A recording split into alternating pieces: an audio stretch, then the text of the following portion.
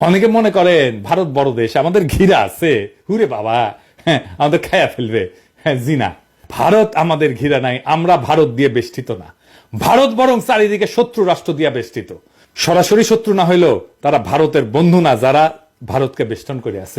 ম্যাপটা খুলে দেখেন, একদিকে পাকিস্তান, চীন, নেপাল, বাংলাদেশ, আর ওইদিকে মায়ানমারের গণতন্ত্রকামীরা জিতে গেলে ওরা বাম্বু দেবে ইন্ডিয়াকে সকাল বিকাল।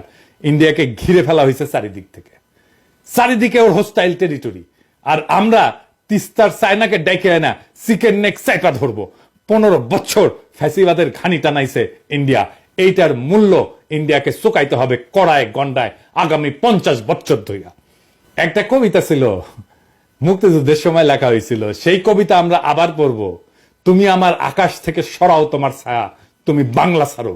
তুমি আমার বাতাস থেকে মোছো তোমার ধুলা, তুমি বাংলা ছাড়ো। তুমি আমার জলস্থলের মাদুর থেকে নামো, তুমি বাংলা ছাড়ো। শত্রু দেশের সাথে কোনো ডিলিংস না, ইন্ডিয়ার সাথে কোনো ডিলিংস না। যারা শত্রু দেশের সাথে হাত মিলাবে তাদের ক্ষমা নাই। ইনকিলাব জিন্দাবাদ।